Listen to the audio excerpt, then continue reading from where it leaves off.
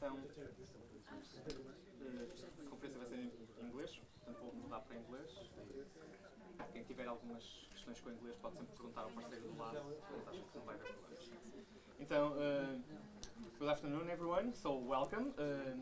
And thank you all for being here and for being for helping us make this a reality, this summer school a reality. So, before we begin, I want to take a brief moment to express what a genuine privilege it is to welcome Maurice Meilleur to Porto, and apparently the first time in the Iberia part of Europe. This is the first time I've been on the Iberian Peninsula. That's right. So, thank you very much for being here and to help us build this summer school.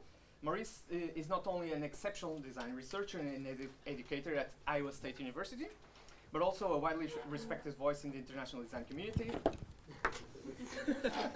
He has been invited a contributor to leading platforms such as Typographics, Type at Cooper, iTypeI, Automatica, where his work consistently bridges scholarship, studio practice. That I think it's a great, I don't know if it's a great balance, from our perspective it's a great balance, and critical speculation. Having him with us this week teaching a workshop, who we thank you once again for sharing your knowledge, and now presenting today's keynote has not just been a pleasure but an honor, and thank you and once again. This keynote also marks an important moment in the context of our summer school. The Ligatures Initiative, it's part of the Computational and Hybrid Practices research program at I2ADS, was created to explore how writing systems, typography, and the materiality of language shapes design and cultures. From calligraphy to code, our activities investigate how visual languages evolve through analog and computational tools, historical design legacies, and contemporary practice. So I think it's justified the presence of Maurice here. But none of this would be meaningful or even possible without the collaboration of our research partners from ID Plus Research Unit, our colleagues from ESMAD, from Polytechnic, from IPCA, from ESAD Matosinhos, and the University of Aveiro. I don't think Olinda is here, but we have several representative students or otherwise here from other institutions, so this marks a network of colleagues and friends. This summer school was also built through the hard work of students and recent graduates, so Maria, Olga, Leonor, Laura is not here, so and many other students who have collaborated and participated, so thank you once again. They all deserve credit and our thanks, and they're not properly credited on the website. They will be, sorry. And Rita Fonseca and Margarida, who have been the support of this effort in the I2ADS logistics team. Thank you for making this all run smoothly. And we're also deeply grateful for the generous support for Iowa State University for helping Maurice be here. And the FLAD, the Foundation, Luso-American Development Foundation, sorry, I have to do this because it's a requirement from the grant, and the Caixa Geral de Depósitos CUP grant program for scientific and academic events. So, now, finally, onto our keynote. Maurice Meilleur holds a PhD in political and theory sciences, sorry. It's just political theory. Political theory. It's also a past life, so I'm not that picky about it. And an MFA in graphic design. His research focuses on typography, semiotics, computational design, and design ethics. His work on constructed scripts and modular systems is reshaping how we think about type design's past and future. In his talk, I'll let you do this, Constructing Legacies. If you want to give the talk, that's totally great. I think Maurice will... I have all the notes right here. Will take us through his research on the archives of Jurriaan Schrofer and exploring how computational design, computational tools, computational algorithms or processes can reinterpret and even extend our own design language. So please join me on welcoming Maurice Meilleur. So a big round of applause. Super. Also, Pedro forgot to tell you that this morning he promoted me to senior researcher. And so I'll be in touch later to get the salary memo. Okay, so thanks, Pedro. And you did a much better job of writing down everybody that needed thanking than I did. So I will say thank you, Pedro. And all of the people and all of the institutions and organizations that invited me here today, including the students. I'm really happy to be here. And that's not just because I'm really, really happy to be out of the country right now. So, but that's not a small part. All right, so like I said, I'm happy to be here. So 2 things I want to tell you about up front. First of all, I'm doing 2 things that I tell my students never to do. One is try out a new way of presenting cold in front of an audience where it really matters. Okay, so for those of you that know information architects, and you may be familiar with their writer program, so they have the presenter application. I'm trying that for the first time in this kind of a context today, so we're going to see how that flow goes. So if I'm a little bit uneven, I've kept the talk kind of loose, but that's why, and it's not at all because I didn't prepare. And then also, though, one of the things that I discovered when I totally committed to presenter is that it doesn't allow me to caption images very easily in an aesthetically pleasing and practically way. So that means that none of the images you are going to see today are actually captioned. So I just wanted to tell you up front that a number of these images are ones that I've captured from my own materials, but most of these images come from other sources, and I just want to say up front where I got them from for just to recognize the sources and recognize the provenance. Many of these images are courtesy of the Jurriaan Schrofer archive, which is held in the special collections of the Allard Pearson Museum at the University of Amsterdam. Some of these images are scans made from materials at the Dutch Nationaal Archief in The Hague.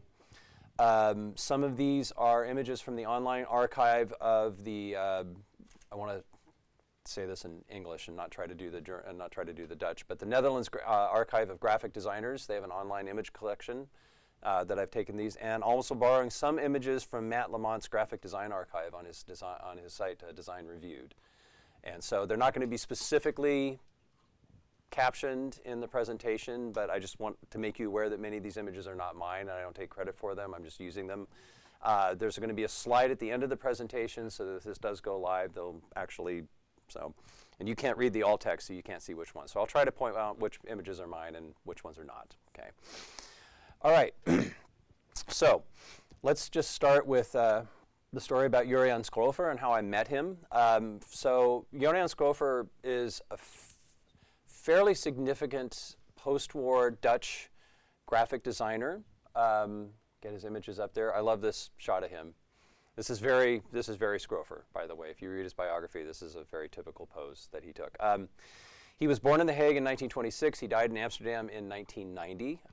He first became known as a designer in the Netherlands in the 1950s, as primarily a book designer and primarily photo books, working a lot with art photographers, books like A Love Story in Saint-Germain-des-Prés. Another book that caught a lot of people's attention in the 50s was The Letter in the Street. He did a lot of book design for government and public institutions, a number of photojournalism books, right, like Children in the Big City. And he got known also for some commercial public relations books.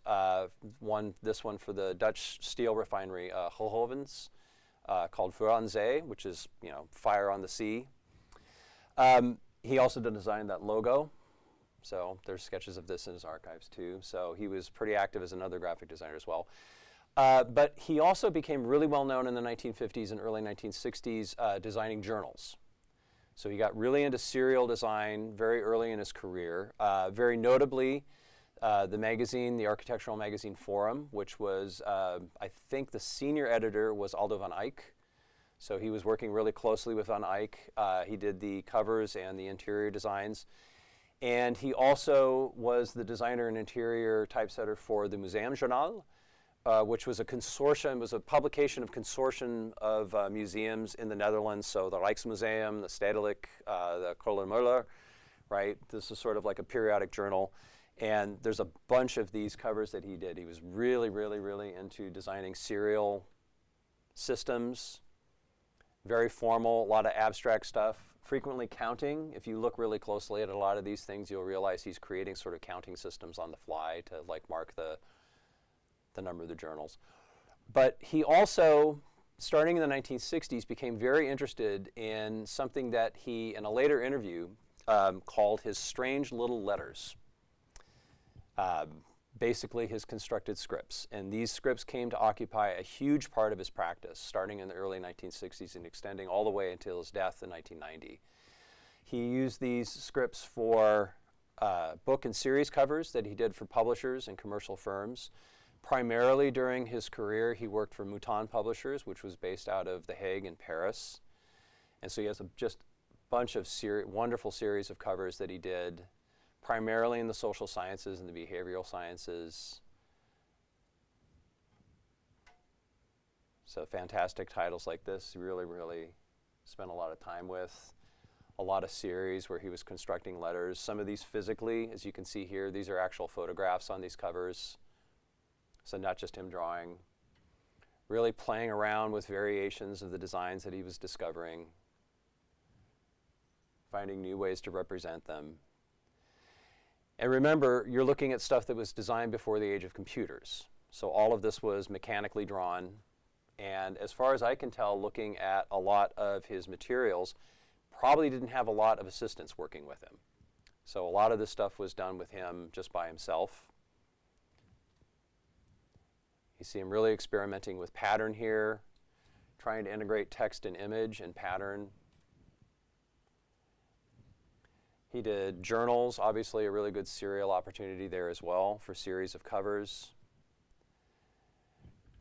A lot of times trying to experiment with the idea of building in different meanings, semantic and otherwise, into the scripts he's using. So you'll see that there's a reason why, right, besides just the striking image on this cover here on the left, you'll see there's a reason why the letters are shaped like this.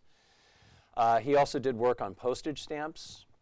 So a lot of these letters, these scripts that he designed wound up on Dutch postage. We'll be talking about this stamp later in the presentation today. He was also commissioned to make proposals for a new Dutch passport. He actually did 2 rounds of these designs. I'll talk about some stuff he did for the second one of those proposals. He also did environmental design. This is a very 70s photo. Right, but you can see some of the panels he designed for like marking the floors. And jumping ahead a little bit, I found like this, we'll talk about this in his archive, but this guy was a pack rat. And a lot of the vinyl lettering, right, this is again in the 1970s, he was using to make these panels. He just had stacks and stacks and stacks of these sheets that he was still saving. He also got commissioned to make sculptural installations with some of his constructed scripts, some of them outdoors. The one here on the right in Haarlem is still, as far as I know, still standing. And it was only because of a Dutch rail strike earlier this year that I didn't get a chance to see that one in person. It's not too far from Maastricht. So why was it exactly that I got interested in Jurriaan Schrofer? Obviously because of the compelling work. And this is just the tip of the iceberg. We're just sort of skimming across the surface of what he created when he was working. But also, when I was in my MFA program at the University of Illinois from 2012 to 2015, when I did my master's thesis project, I created my own constructed script. It was a color layer font called Kast, which is the German word for box, and I bet you can't guess why I called it that. I did a couple versions of that, and it was meant to be applied. Sorry for the memory lag, but it takes a little bit for some of these larger photos to load. But it was a color font meant to be applied in layers. And actually, to be honest with you, it's much easier to typeset this in Drawbot than it is to do in Illustrator or in InDesign. So there's a 4-high version, and then there's also a 3-high version of it as well. I think I'm kind of partial to the 3-high version. I think it's more interesting. It forced me to make more interesting choices for the letter shapes. But I had created this project for my MFA thesis. And I was also assigning projects like a lot of people that teach type at different levels do. I was also teaching these kinds of projects to my students, right? I was assigning these kind of constructed projects. And it was because of the teaching and because of my own project that I got really, really interested in these scripts, and I started wanting to understand like what actually makes them work, right? Is there any kind of a theory behind them? Is there a reason why they're compelling? Why do people keep returning to them? It seemed to me that they really only start to appear as a kind of self-conscious practice for designers at the beginning of the 20th century. They kind of rise with European modernism. There are a bunch of referent practices that come before, extending all the way back to the beginning of human civilization, but there's something about these designs as self-conscious choices that really only start to appear in the 20th century. And so I was asking these kinds of questions and starting to look at examples, and you can probably think of some of the people that I turned to immediately, people like Josef Albers or Wim Krauwel. But I ran across Schrofer because my research happened to coincide with 3 books that were newly out around the time. And these are really the only 3 major books that have come out about Schrofer's work that came out about the time that I was starting to ask these questions. There was a small book published by Tony Fry and Adrian Shaughnessy at Unit Editions in 2013, which focused on his script designs and typography. A Dutch art historian and design historian, Friederike Haugen, published a biography as her PhD thesis for the University of Amsterdam, and it was published in English in 2014. And then she and Jaap van Triest had scanned a bunch of stuff from his archive, and she released a book of his sketches, right? Titled Schrofer Sketches, right? And that came out in 2015. So all of these books had come out about Schrofer about the time that I was starting to ask these questions. And so he popped up pretty prominently on my radar, and I started getting really interested in the work. And the more I looked at the work, the more fascinated I was, and the more I thought I could learn from getting a closer look at his archive. And I also realized, the more I read about him, that there were some limitations to the books. And this is the part where I talk a little bit of shit, but I promise it's going to be measured. So there are some mistakes in the books. There are some misattributions. I felt like the stuff could be organized a little bit better, could maybe more attention paid to his lettering designs. So I started getting more and more interested, and I decided I needed to visit his archives myself.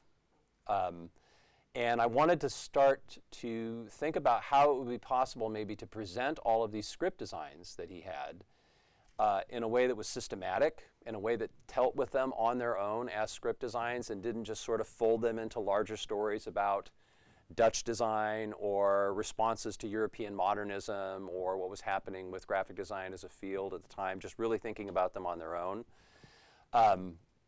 Now, he himself actually cataloged his designs twice. He did it once in 1974 for an exhibit of his work at the Museum Fodor, which is in Amsterdam. No longer exists now. It's FOAM. It's the, what does it stand for? Basically it's like the Amsterdam Photographic Museum is what it is. So it's like a museum of photography. But the Fodor is what it was called in '74. He did an exhibit there right after he'd been hired by Total Design. He was a partner there until 1979.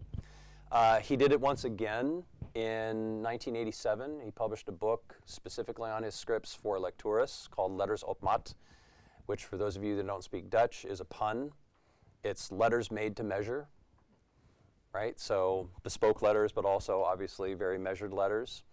But I thought in my hubris, I guess I should say, I thought maybe I could do it better than he did. I thought maybe I could provide a better catalog than he made. He was telling a lot of stories. It's a very interesting book. It's never been translated into English, but I thought I could do a better and maybe more comprehensive catalog. So I decided that I would set out to catalog all of his designs myself. And I needed to visit the archives. And of course, when did I first get the chance to visit his archives? Spring of 2020. So, when I finally got to visit his archives in the spring of 2022, we all know what happened in between there, and I found some incredible material in his archives. And again, these are all, his archives are held at the special collections at the Allard Pearson. And let me just say, I'm not going to name people by name because I'm going to forget some names, but the docents there are amazing. So just shout out to archive managers and docents everywhere. I got a lot of really helpful advice and a lot of assistance from the folks who work there. And they drug out some really incredible stuff for me. For one thing, I found the mechanicals for the Fodor catalog. Right? Some really beautiful stuff that he created for that exhibit. I found all the mechanicals for the Letters op Maat book, pasted together. Right? The charts he made of his lettering designs. Not to mention things like the handwritten manuscript for the book. This is how I learned to recognize his handwriting, which is how I learned to recognize there were a couple of mistakes in the Shaughnessy book. Anyway, There's an annotated bibliography for Letters Up Mott, which was never published, but I found just kind of floating around in the papers along with it. It's like if he had put like a list of references at the end of the book for all the ideas he had about his lettering. So it's just this sort of like, you know, dot matrix printed list of resources. So I hope that if the book ever gets reprinted or if it gets translated into English, that I manage to persuade somebody to include this bibliography with it, because I think it's really important. Other amazing stuff. There was a publication for an exhibit on letters, signs, and symbols, which brought together the work of Harald Unger and Wim Krauwel, Charles Jongjans, Ron van der Meer, Hans Lohmann, Donald Janssen. There's this introduction by Schrofer right at the beginning of it. It's just this mimeograph thing. It's passed out for an exhibit. There were sketches and materials for the 1969 stamp that he created, which I'll come back to and talk about the designs for. See these materials as well. We'll have a chance to discuss some of this stuff. But all of this stuff is in his archives, including sheets of the rub-down lettering that he had made special to make the stamp. So for those of you that didn't know, right, you used to be able to, you could order rub-down lettering made for you to measure, right? No pun. Among his papers I found, short text by Herod Nordzai, of all people. Stuck in the middle, it was some just small publication that Nordzai had made in 1973 about doing your own photo typesetting with a camera and film. And attached to the front of it is this little piece of example of a student work. It was kind of looks like Schrofer's work a little bit too, right? But it's just like a student work. And writing on it actually annotated for Schrofer by Nordzai. So anybody, if you've like read his books, you recognize Nordzai's handwriting, right? So and these are notes that he made to Schrofer on Schrofer's copy of it. Found this brick in the archives, the Eurowoningen word mark, which Schrofer had designed. This is just, some of these boxes are just full of the weirdest shit. I'm like, I pull this box out, I'm like, why is this so heavy? I'm like, oh, because there's a brick in it, okay? I found the world map that Schrofer used to plan the cover patterns on the Le Savoir Géographique covers, and that's why the letters are shaped like this, because it's an actual experimental global projection. So you can see the entire planet, both poles, which is pretty wild, right? If I looked it up, I think this is an oblique. Don't worry, like if you don't understand any of this, I don't understand any of this either. I think this is an oblique aspect variation of the Adams Guggenheim-Lee conformal global projection. Okay, anyway, so I've said it, I've given it credit anyway, so the mechanicals are in there too. Incredibly, I found the exhibition panels for a 1983 exhibit on his passport designs.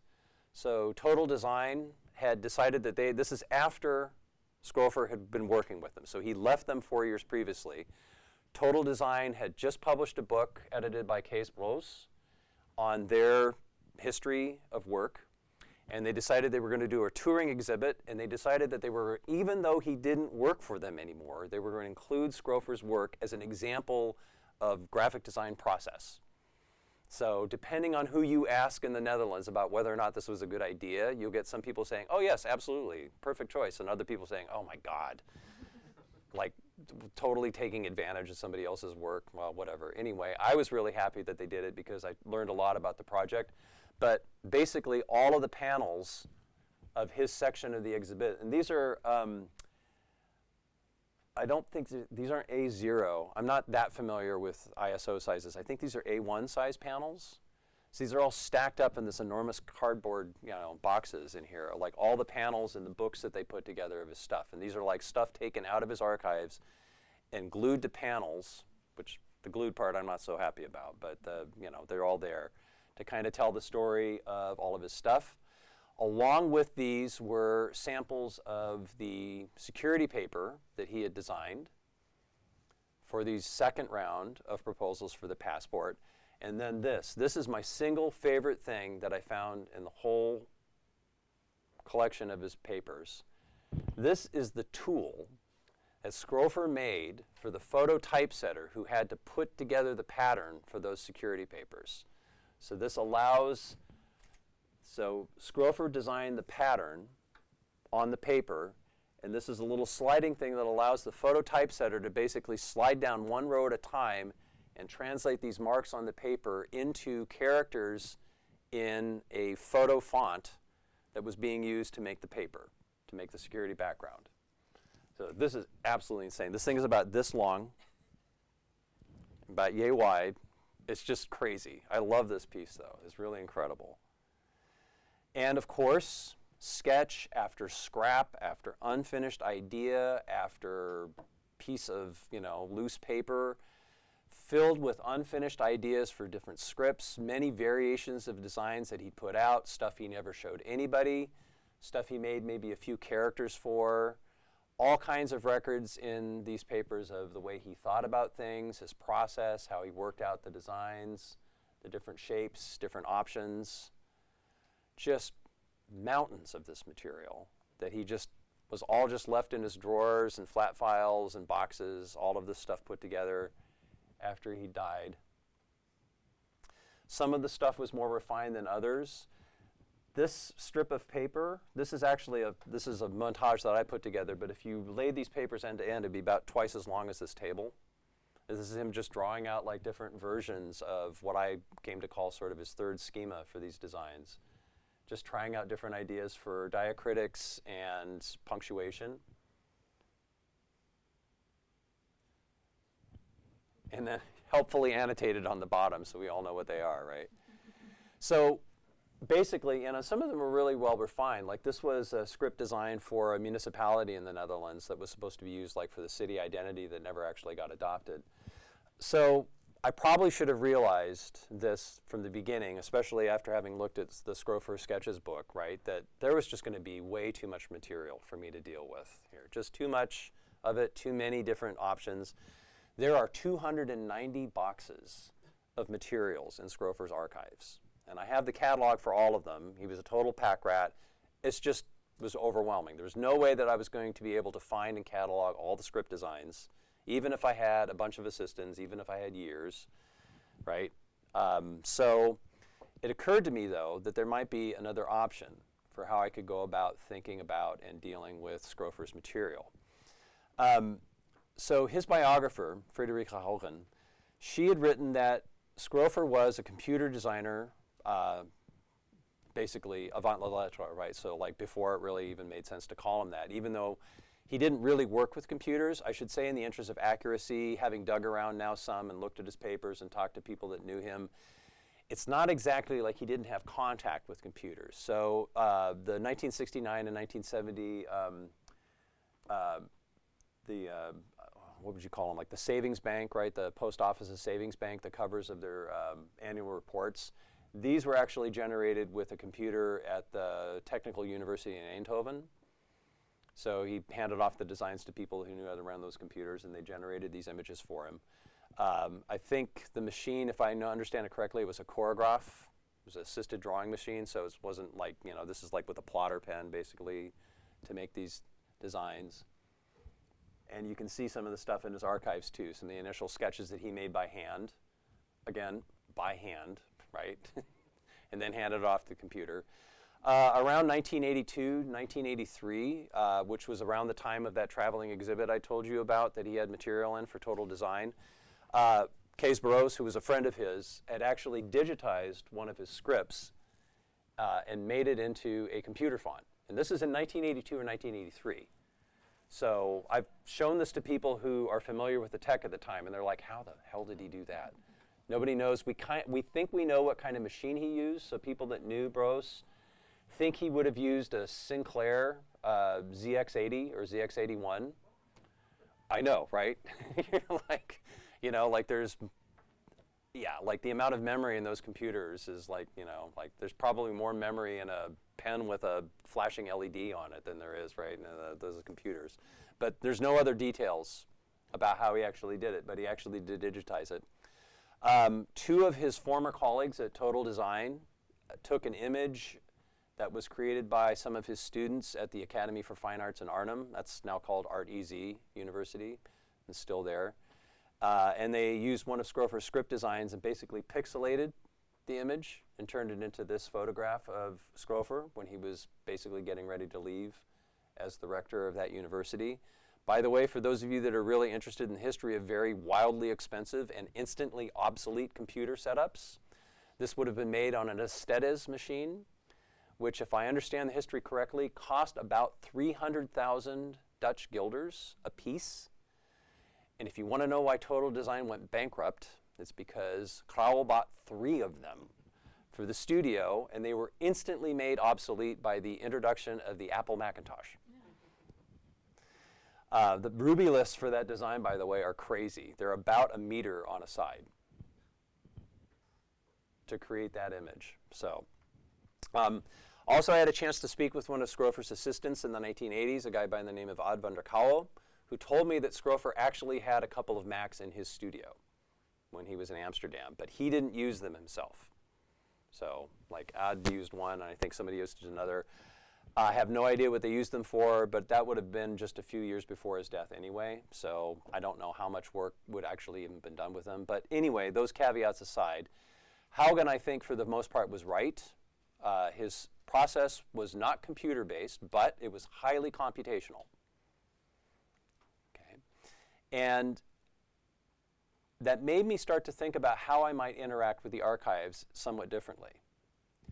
Because I think that there's a tendency, and I know I recognize this in myself, to treat archives as kind of repositories of outcomes, right? That's kind of like where we keep the products, right? So we store the products there, and one of the reasons that you go to visit an archive is you go to kind of be in the presence of greatness, right? You go to experience the aura of like this thing that is made, right? You know, and to the extent that we expect to see anything other than that, we expect that there's some kind of a narrative that we're going to get out of the archive, right? We're going to see the story behind this, right? It's going to be neatly laid out for us. And so all we have to do is unpack the right box, and we can see the outcome, and we can see everything that neatly leads up to it. I think this is the kind of expectation that leads to the people making catalog raisonnés in the first place. And when I realized that that was not going to work for Schrofer's materials, I thought, well, what if instead of thinking of the archive as a collection of outcomes, I started to treat it like a set of fragmentary pieces, nonlinear narratives, right, with as much repetition and redundancy as you can imagine, expect it to be fragmentary, and enter into a conversation with it. Rather than expect it to show me everything, say, this is going to be one side in an exchange. And maybe I could engage it, maybe I could reconstruct a lot of the stuff that's in there and really get to understand it better. In the process, maybe learn more about it, learn what he made about it, and using code as a tool rather than as something just to make outcomes, but as a tool of research, right? To maybe work out some of the details, maybe things that weren't so clear from the materials by kind of reconstructing those processes myself. And again, looking at the materials as inspiration.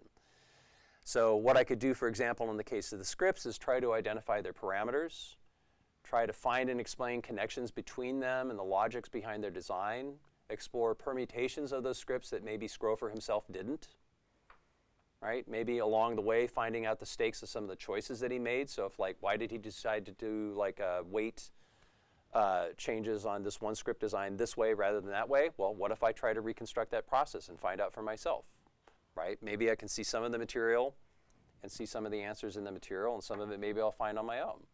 So I was thinking maybe this could be something like a speculative catalog raisonné, right? Rather than a traditional one which just shows all of the outcomes in chronological order. Think about this as a base for guessing what might have been, for finding possibilities or finding potential. And maybe taking a look at some of the applications that he created too, to learn from them. So let me share with you what I've learned so far from the archives, starting with the scripts. As I looked across his designs, and you've seen just kind of a bit of a taste of these sketches and essays basically that he made in these designs.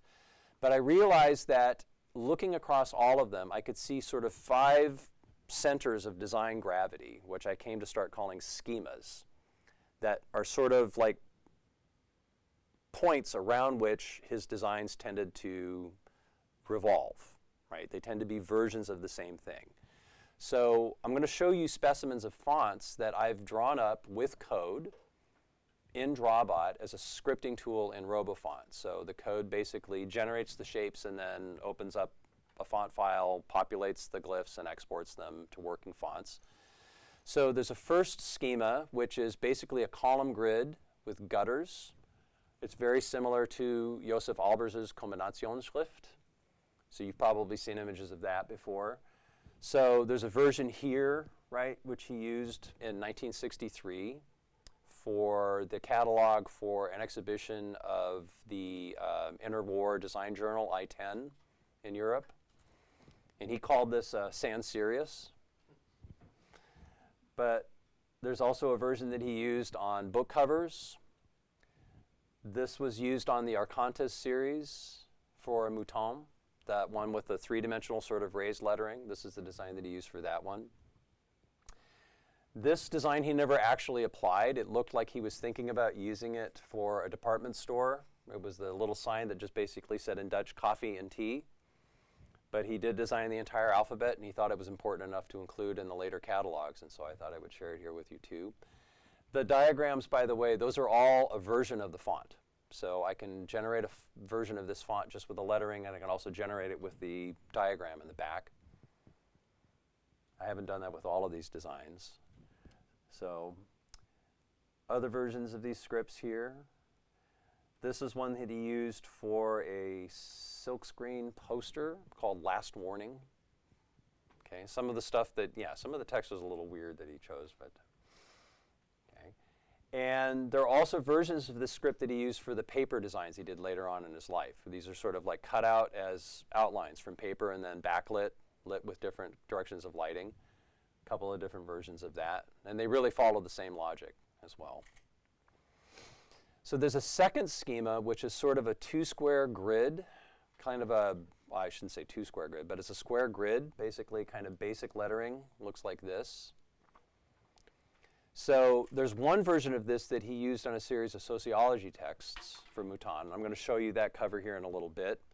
But basically, he designed it with changeable axes. So he had one where he could vary the sort of, here in this case, he's varying the horizontal spaces or strokes, either one or the other, and then he could also do the same with the vertical strokes.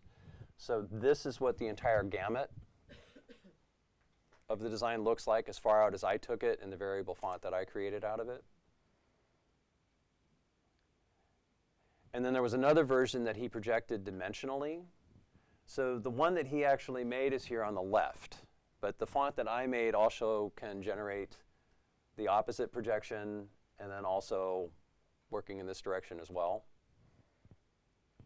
There's a third schema, which is based around really highly rationalized letters outlined around a grid of dots. Actually, initially it was drawn with the dots, but eventually he came to just draw it solid with different kinds of stylizations of the corners. You would see it in outline as well.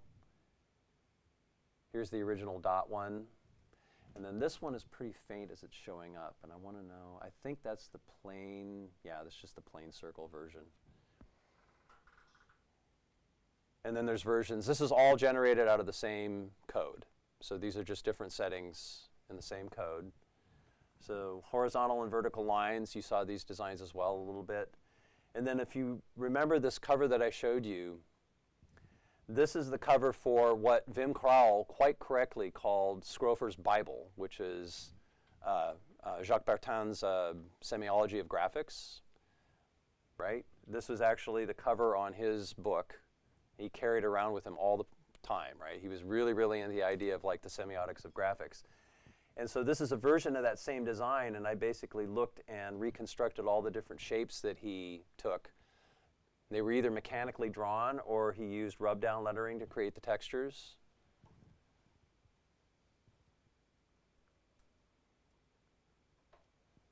But again, this is all out of this whole schema is all generated out of the same font file, so it's all the same outlines. So it's different settings.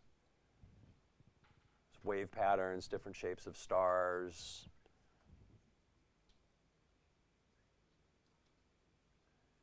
I don't know if the projector is going to capture all of the different texture on this, but you can kind of get a feel for the sorts of decisions he was making.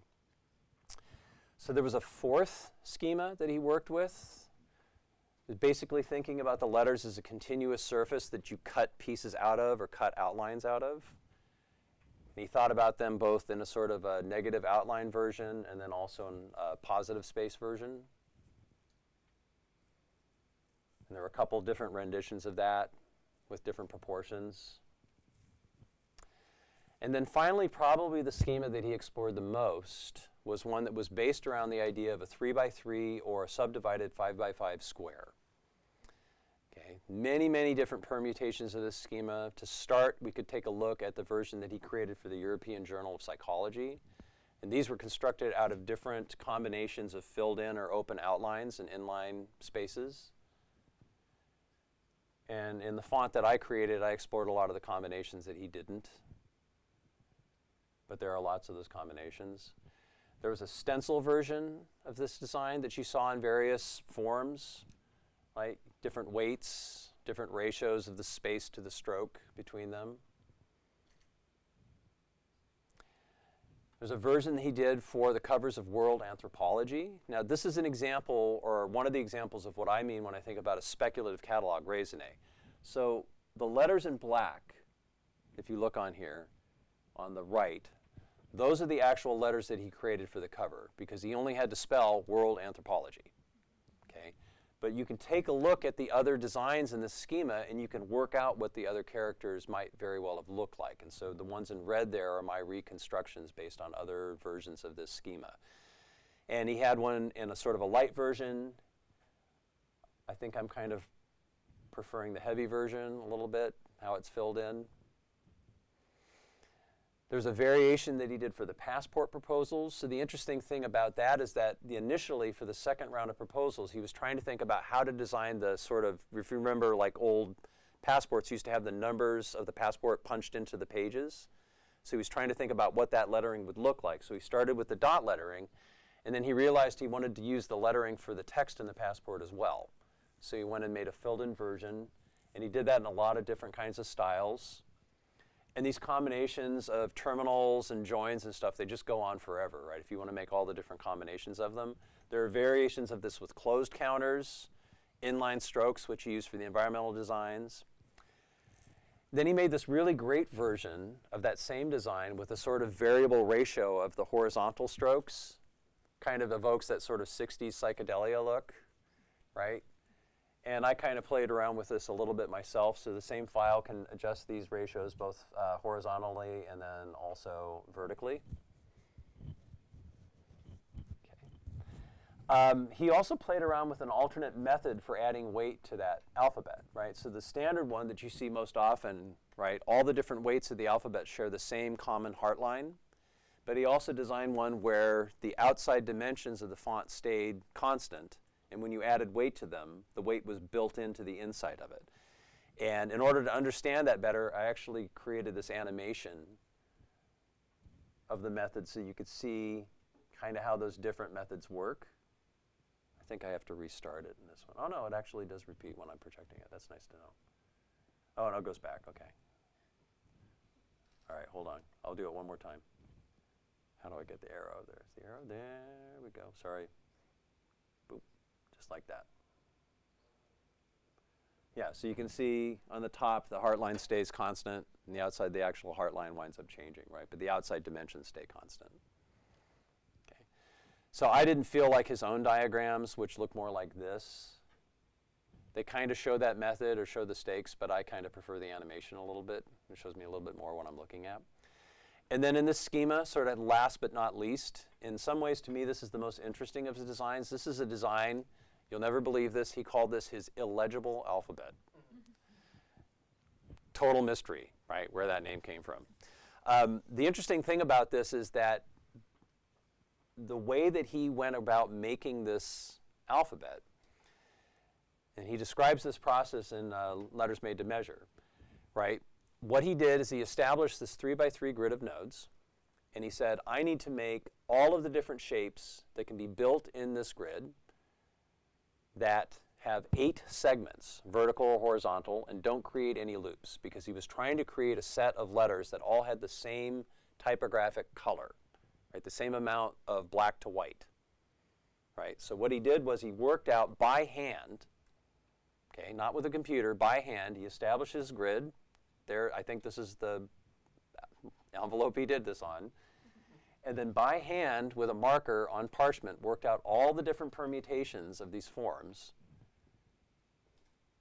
trying to figure out all of the ones he could find. And then once he felt like he had found all of them, he counted them and totaled them up. Okay. Now, he counted 196 of these. That's what he said in the book. Okay. The approach he's taking here is basically combinatorics, right? If you want to talk about like a math, he's like looking for different combinations of these shapes. Doing this again by hand, he's using this sort of like repeat tiling methods, right? Reflecting, rotating to generate all the permutations. But that's not the only way this could work. There's another kind of math that can describe this kind of thing. It's graphing math. And so essentially what he's doing is he's asking, and again, I'm going to say this term, I don't fully understand it, okay? He's looking for all the non-circuit spanning trees in the graph, okay? Anyway, thought I'd throw that out there.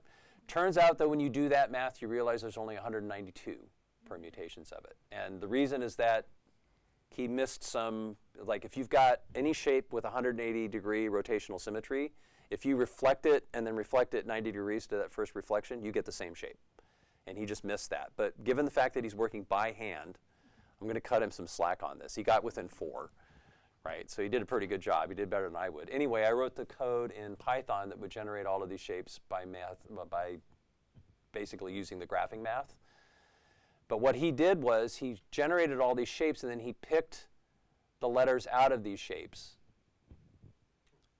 that were going to become his alphabet. Now this is the first design that I have found in at least European recorded graphic design history that I can get access to. This is the first time I've ever seen anybody make a script this way, where you say, I've got such a tightly constrained design space, I'm going to find out all the shapes it can form, and I'm going to find all my letters in that field of shapes. Okay? And in my own research, I call this a modular script design as opposed to rationalized or rasterized constructed scripts. I've only ever found 2 other examples of this kind of script design. Norm, the Swiss design firm, right? I can't remember their names, right? The duo, right? When they did their project, The Things, they generated all the permutations of a very similar design space, and they found 65,336 about shapes, right? And then Radim Peshko did a script that was based on Solowitz's collection of incomplete cubes. He found all the letters of projections of those cubes. So there's only like 3 examples of this kind of design, but this is the earliest one that I can find. So this is the final choice of his glyphs right here. And again, this is just generated by code. I wanted to show you a couple of other reconstructions I did, just to kind of wrap things up, and I want to keep an eye on the time too to make sure that we don't go long, although you were telling me what I had like 4 hours or something like that? Yep. Okay. I want to show you a reconstruction of these covers too, because I think this is really interesting. So again, this is a book series that Mouton did called basically Sociological Texts. It's a French series, right? And you can see that on these covers, he's worked out this way to create, to basically vary these ratios of stroke to space in this really constrained design, right? Both vertically and horizontally, in a way that he's going to create this square field of letters that he then colors selectively, and I've seen some of the overlays that he used to kind of find patterns in the shapes. Now, if you look right in the middle, and this is the place where I'm going to get up. If you look right, I think it's going to be right here. This character right here, this is where all the ratios are 1-to-1. So horizontal space, horizontal counter, horizontal stroke, vertical counter. All the ratios there are 1-to-1. And then if you move up the field, he's increasing the ratio of the counters to the strokes, but leaving the stroke constant. If you move down, he's increasing the weight of the strokes and leaving the counters constant. And then the same thing left to right with the strokes and counters vertically. And so he worked out how to actually get a square field out of this. This is out of his collection. Now, fortunately for me, he also left the graph paper that he actually planned this out on. by hand. So this is sheets of graph paper taped together, and then he's using different colored markers to fill in the spaces to work this out. And that confirms exactly the ratios that he was using. This is a little bit closer detail. So he never adjusted both the stroke widths and counters at the same time in any one of the horizontal or vertical directions. He either made the counters bigger or the strokes bigger, right? One way or the other. And so I was able to recreate that field from code. And this is a variable font that I made out of those, using kind of the four corners as masters to generate this. So the axes go like from 9 to -9, depending on whether you want to move the strokes or the counters. It suggests to me a little bit that maybe Schrofer didn't do all the math in advance. He did this by hand and kind of figured out how to get a square field. So I think he worked out from the center until he got what looked like a square, and then basically used that. It's like, okay, now I've got enough characters in this square that I can actually use it. So the actual field is not exactly square. It's a little bit wider than it is tall, but because of optics, right? And it kind of looks square to us, so it kind of worked out. Anyway, it has a feel of being meticulously planned, like a lot of his stuff. All right, so the last reconstruction I want to share with you has to do with this stamp that he created in 1969 for the Dutch Post Office. And this is celebrating the 50th anniversary of the International Labor Organization, which is IAO in Dutch. So they commissioned him in 1968 to do this. He drafted a couple of options for the stamps. I'm very grateful for my own research that they picked this one. I think this is much more interesting. I could show you probably the other one, but you're going to think it's boring. In my completely unbiased opinion. So there's a raster here. You can see this of very small letters in different weights that he's using as image elements. He's just varying the weights of them to create this pattern. He wouldn't have called them pixels probably in 1969, but we can call them pixels. Okay, picture elements. Fairly simple block letters. They're variants on the letters that I showed you for the third schema. So you can see some of his initial forays here as he's trying to think about what the outlines were going to look like. The initial plan that he had is very much wanted to basically vary both the horizontal and vertical strokes, but he chose in the end to only vary the vertical strokes. And so this is kind of like the last sketch that he made before he actually drew up the letters mechanically. So it's kind of a hybrid between a couple of his different schema, right? It kind of sits in a sweet spot between them. So having done that, he worked out that there were going to be 71 vertical strokes in the text for 1918 to 1969 Internationale Arbeitsorganisation.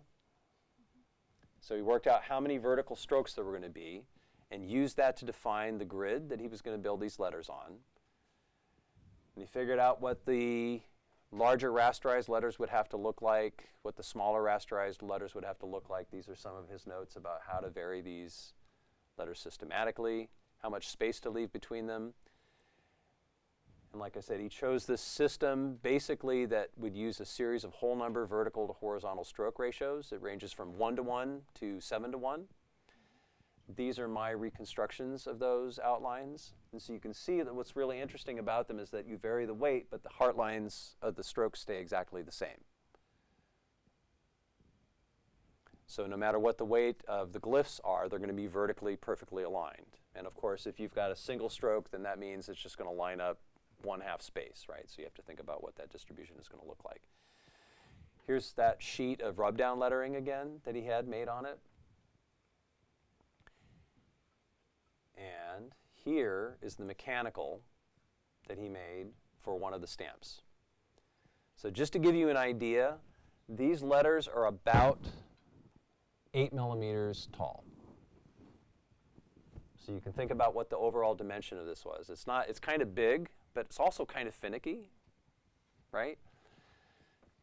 Now, the simplest method of varying the weights, because it wasn't enough for him to just build the letters, right, and then just like give us a heavy weight, right, and think about what the heavy letters would look like.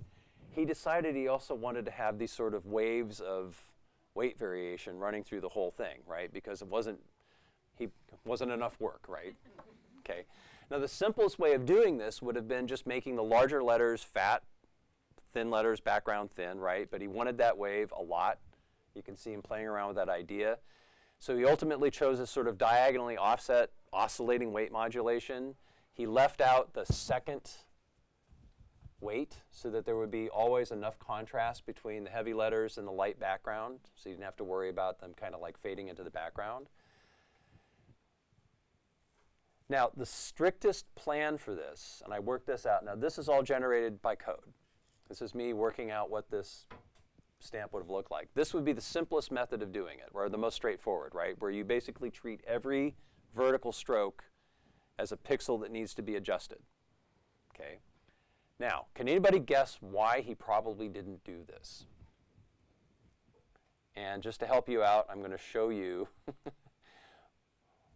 what it looks like up really close. If you think about how big this design is, right? And if you're going to adjust the weight of the letters with every stroke, every downstroke, think about how many of those letters you would have to cut in half and then very carefully rub on the next weight right next to it perfectly aligned. And think about how many times he would have to do this to generate this field, right? A lot. I haven't counted them, but there's a lot. I think roughly, did I include the number in here? Oh. I don't know, they're about 8 millimeters tall, so you can think very finicky, lots of letters. You can kind of work out the math for yourself. So what I think that Schrofer did, and as again I said, I don't think he had assistants working with him very regularly. So I think he chose to minimize the amount of suffering, I want to say, but right, cutting and grafting. So trying to keep the weight constant in the glyphs themselves, right, except when moving from the large letter to the background letters. He might have tried to do it this way, a very strict plan, by just shifting to, basically every new glyph goes to the next weight. But I think this interferes a bit with the wave shape. It kind of like distorts it a little bit. It doesn't make it as visible.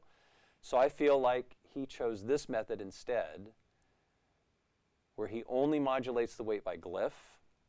So if it helps to think about it, basically that's the first compromise possibility. That's the one he wound up with. So this is a little bit more disparate. You can't see the waves quite as easily. Here I think the waves are a little clearer, but you can also see it kind of bends the wave to the right a little bit. So before, after, like that. And that is in fact what we see in the final output. And so I think using code to kind of reconstruct this helped me really to understand like the choices that he was making when he was creating this field and what the stakes might have been, right? Okay. All right, so we're getting a little bit close to the end of when I think we would want me to stop, so give you guys a chance to ask questions. So I want to share basically what I learned from this process, or what I've learned so far. I have kind of 4 concluding points I wanted to make. And I'm not going to develop them very well because I want you to think of them maybe not as proclamations, but more like prompts in a conversation that we might have about this kind of approach to an archive or how to think about this work. So the first has to do with a point that Schrofer made in his book, Letters Haute Mat, about constructed scripts. I think this is an insight that lies behind all of his work, and I think I see this really reinforced in the archival material found, that letters are undefined shapes and meaningless signs. And what he meant by this is that there's no sort of platonic form of letters that we use in a writing system, right? There's no kind of like, form waiting in the heavens that basically informs the shapes of the letters we used. Okay, there's all kinds of ways to develop this point, but I think he realized in the course of the constructed scripts that he was making that letters are defined as much by the context and by their application and use as they are by anything intrinsic about them, right? We get to decide what those letters look like.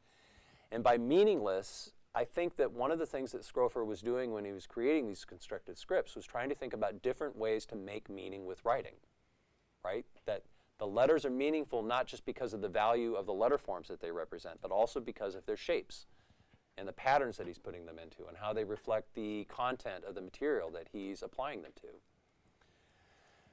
A second point that I'd like to leave you with is something that I learned in the process of looking at his work, which is that computational creativity is not about computers. It's about the process. It's about how you go about the design, right? How could anybody say that Schrofer is not a computational designer? He's totally a computational designer, even though he never actually used computers. Okay? Now, a third point that follows on for that for me is that archives can be very excellent resources for people that are into creative coding, okay? Because you can learn a lot about people's process by looking at even these little scraps of paper, right? They teach you about process even if you're not looking at outcome.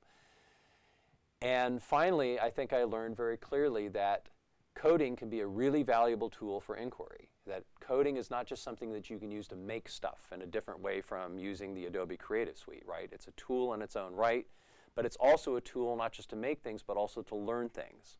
Or the way that Silvio LaRusso, the Italian design writers, put it, right?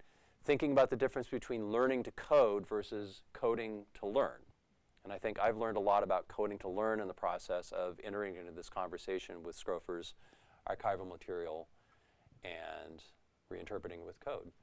And so on that point, I'd like to say thank you. And I would really like to hear any questions that you have or comments that you have about this material, but that's what I have for you today. Oh, and let me make sure to get the credit page up too. So maybe on that note, thank you for such a comprehensive presentation and for the main 4 takeaways, because I had a cheat. Oh, I think you did I? articulated it. No, I'm sorry. So maybe I'll ask if anyone has questions. We already have a session this morning, but maybe there are people who have specific questions they would like to pose. Or I can. And I'm happy to page back up to earlier images too. If you have questions about specific stuff in there, I can. I'm Lisa. Lisa, thank you. Hello. Hi. Thank you. Was amazing. Was so that is imagine to find in an archive. So I have 2 questions that I am trying to figure out how make it good. So the first one is maybe a guess.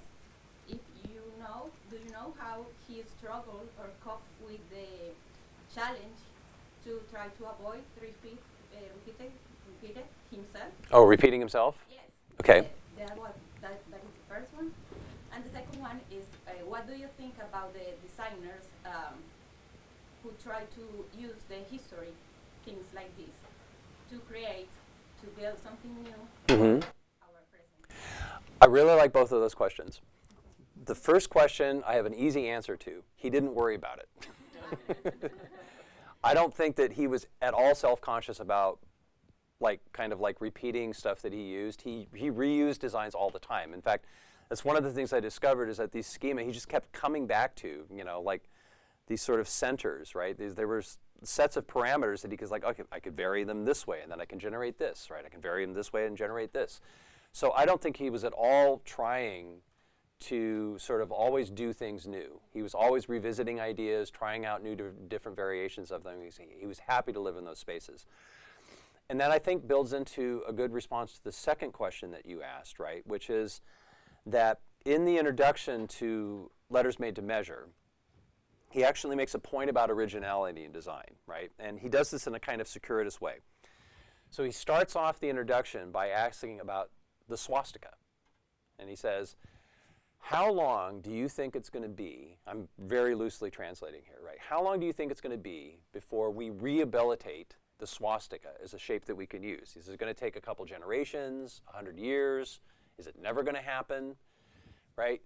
He says he's kind of more interested in the question, why does the swastika keep coming up in human history, right? Because the symbol is very old, right? We see it going back thousands and thousands of years. And the answer that he doesn't really develop the answer very much, but the answer he hits upon is that when you're working in a really constrained geometric space, that shape is obvious, right? It affords itself. It's just going to keep turning up. And in fact, if you look at constructed scripts or any kind of very rigorous geometric shapes, you see the same shapes turning up over and over and over again. He's like, sure, we could maybe pass this off as plagiarism, right? He says, certainly there are some designers that just phone it in. He says, but really this is more about the shapes themselves, right? Originality, especially when you're working in a really, really constrained design space, is kind of a weird concept. He just sort of expects people to kind of hit upon the same ideas over and over again. And the question is, what do you do with them and how do you develop them? And when he was talking later in his life to an interviewer about the work that he was doing with students, and he talked about him coming up with his first constructed script design, he knew it looked like Olbers's combination script, right? He knew this. And he's like, and I just didn't worry about it, is what he said. He says, because I'm not copying, I'm not trying to plagiarize Olbers. He says, it's just the shapes suggested themselves, so I ran with them, right? And you can see that as long as he kept going back and revisiting them, he found his own way to kind of like make them his own. But yeah, he wasn't that worried about either of those things. He considered what he was doing to be kind of important in a different way. Does that kind of respond to your question? Yeah. The second one was more related with the idea of the designers Yeah. are not very willing to learn about history. Oh, yeah. So Oh, I see what you're saying. Yeah. Okay. Oh, all right. Got it. Okay, I'm sorry. Yeah. I don't know enough about his own pedagogy to know how he advised his students about that, about whether they were willing to learn from history, but he was clearly interested in the history of these shapes. If you look at that bibliography that never got printed in Letters Made to Measure, he knew the background of the shapes that he was making. So you see Olbers, you see Beyer, you see Crowell, you see references to all kinds of constructed and near constructed scripts. He was very aware of that history, and he knew he was working in that tradition very clearly. But I don't know specifically how he would have responded to students who didn't understand that history. But I think he was working at a time where he would have probably by default thought that it was pretty important. Yeah. Can I do a slight variation? Some of the letters designs, like the diacritics, Yeah. kind of look like Wim Crowell. So I would be, okay, so this is my own personal bias showing, right? I think it's better to say that Wim Crowell stuff looks more like his. Okay, now I know that's a little bit, I know that's okay, that's design heresy, whatever, right? But I guess this gives me an opportunity to say something. I don't mean this to sound snarky at all. To say something about the difference, because Crowell, right, if you think about the history of people that do this kind of lettering design, right, Crowell is an obvious choice. He's very important in this history. I think Crowell was more motivated by ideology in many ways. I don't mean political ideology, but more like design ideology. I think that Crowell was more trying, first of all, responding to trends, and also to the extent that he was trying to explain what he was doing, he was trying to attach it to these sort of larger narratives about what is happening in design or what is happening in technology, right? So if you look at the design for New Alphabet, right, and the pamphlet that he created for that, right, he's got this very elaborate story about, okay, well, now we're working with cathode ray tubes, and they don't handle diagonals or curves very well. We need to rethink the alphabet. Why are we trying to translate old ideas of what letters look like into this new horizontal vertical environment? We need to abandon these things and, kind of get with the program and get a new set of letters that we're supposed to be working with. Schrofer had no time for those kinds of stories. If you look at his account of what he's doing, he really thinks of himself as a person who's setting himself formal puzzles. Right? And he says literally in the introduction to Letters Up Mod, he's like, this is like me creating my own rules for my own games and just trying to work out what the solutions are. And that the process, he says to a puzzler, it's the process of working out the solution which is more important in many ways than the solution itself. And I think that was really his motivating ideology. And that's very antithetical to what Crowell was doing. So, yeah. I'm looking at you as I'm answering this question, but I can say it because I think it's kind of relevant. But yeah, I should be looking at you, right? Yes. Okay.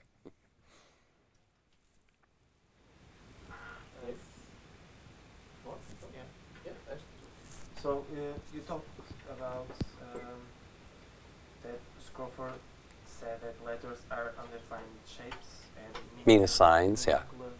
Signs. And before that, you talked about an interesting process of him that was, I think you called it modular script design. Yeah.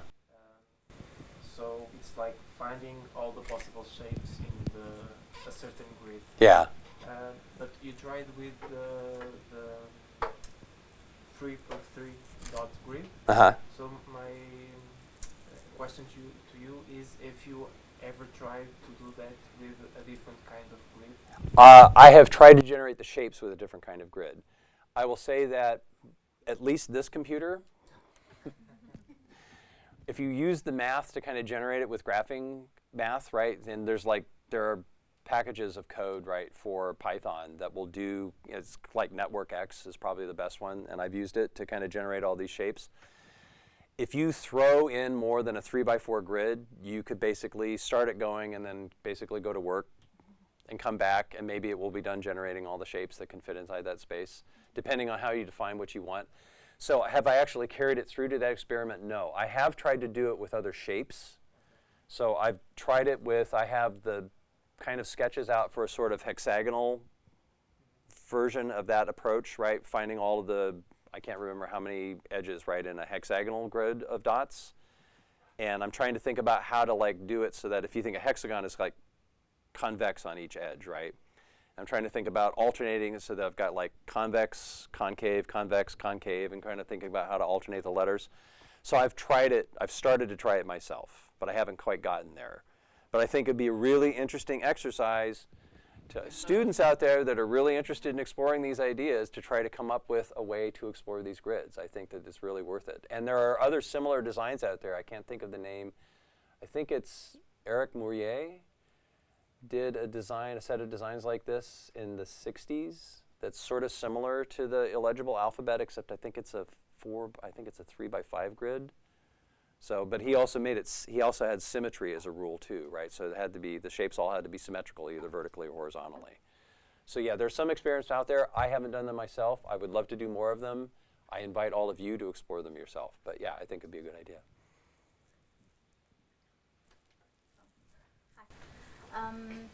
No, what I'm going to say, it's no detriment to the work of Schrofer, but as you see the archive and you get all this information and the sort of like obsession side of him.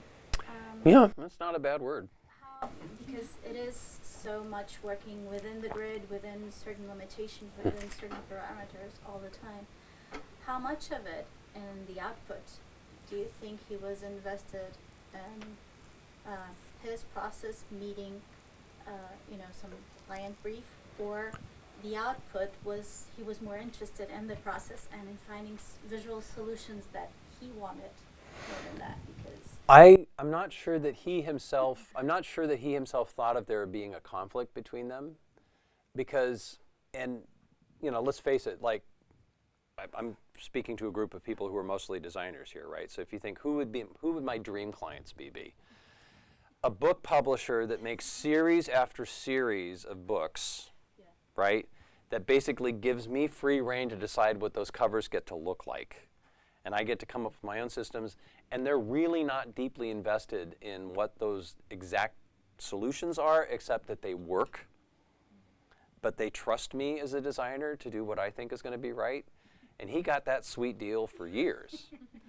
So I don't think he really perceived there to be a conflict between his lettering designs and what the client was wanting, right? And in fact, the passport designs that he made 2 rounds of them for the Dutch Post. The first round, the text on the inside of the passport was Helvetica. And he made the security patterns out of, Eurostyle, right? Set in different organizations. So it wasn't until the second one that they invited him to do again, right? And they loved the second design, except that the only reason that they abandoned it was because at the time, the EU was starting to make noises about maybe having a common European passport. And so the PTT basically shut the process down because they said, well, we don't know that this is actually going to be around because this may not actually pass and we might all have the same passport and somebody else is going to design that. So let's, presumably they paid him for his time. It was Theo Oltaten, who was the aesthetic director of the PTT. Then they were friends. I'm sure he just said, well, okay, Jurriaan, here's the money. He says, thanks for the designs, but we're not going to use them, right? So I don't think he thought there was much of a conflict between those things, yeah. But I like the point about obsession. He was very obsessive with this. But yeah, he was very fixated on the process. And you can tell, again, just the amount of work, it's crazy. So having an excuse to continue with the obsession is good. And The more established he gets, he's by the time mid-70s, he's a senior, established Dutch, he's a towering figure in design. Yeah, exactly, right. So yeah, he wasn't. Sorry, he wasn't an asshole like Paul Rand, right? But by all accounts, he was not exactly humble either, right? He was very confident in his work, and people were confident for him in his work, right? So he had a lot of free rein to kind of pursue these things. One more, sorry. Sure. When you were working, trying to follow his path, Mm-hmm.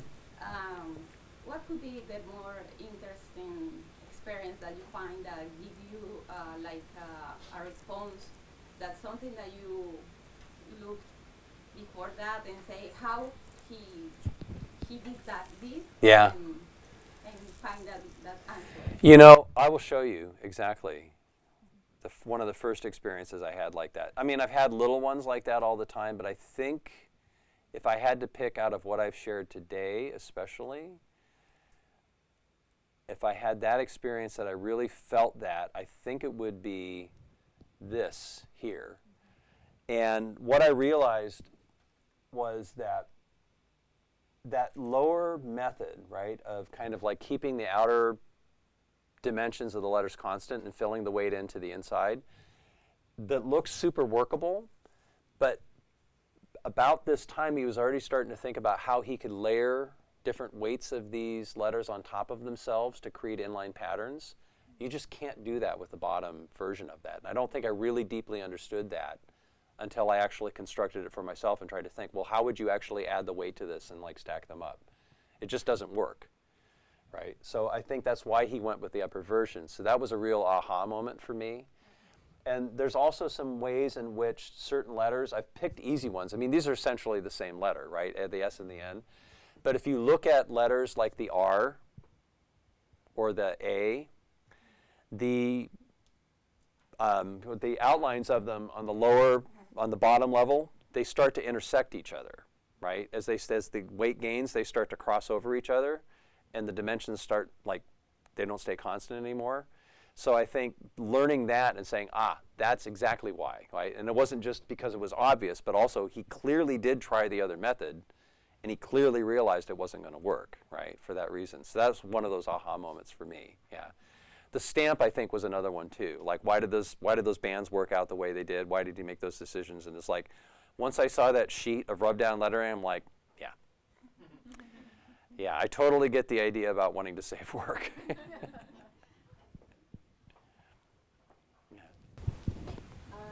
So I'm going to chip in and use one of these questions because What I was question? really curious on around this and about preservation. Do you think computational representations of design heritage deserve to be preserved alongside the original in the archives and museums? Should the code be part of it? So, like, for example, like my reconstructions, are you asking, like, would those be something appropriate to save along with Schrofer's? I Does think, the contribution? does it have the same aura? Does it have the same value? Is the same value as those things? So, well, I'm glad you asked that question. I'm sorry, I don't want to make you feel bad. So, I think I'd be lying if I said I don't care at all about aura, because I'm a human being, but I kind of don't. So, I think, like, I think that some of my representations of Schrofer's work helped me maybe to understand some of what he did better than he understood it, right? And I don't think that's a unique experience to me. I think a lot of people have had that experience when they encounter designers or artists' work and they really dig into it and start to piece it together. I mean, just because you came up with an idea for something doesn't necessarily mean you completely understand why it works. I think it's something that's actually kind of cool about humans, right? Is there's always different layers of things to unpack. And also, on a related point, I'll come back to your question here in just a second, but one of the things I've discovered about these kinds of scripts is that there is always, always, always a different way to explain them. There's a different way to describe them. This is something that comes out of the shape grammar literature. So, like George Steiny Oh, I can't think of her name right now, but she was one of his students, and she actually writes much more clearly than he does about his shape grammars. But one of the things that they understand about shape grammars is that any shape can be broken down into different pieces and re-described in different ways. And not all of them are interchangeable. And just because you make a shape and you think you understand the logic behind it doesn't mean that that's the best way of describing it or the most efficient way of describing it. And nearly everybody who's designed these scripts has come up with different ways of describing what they're doing on their own. And so I think that kind of dilutes the idea of an aura, or the idea that there's an authoritative way of understanding every design that's out there.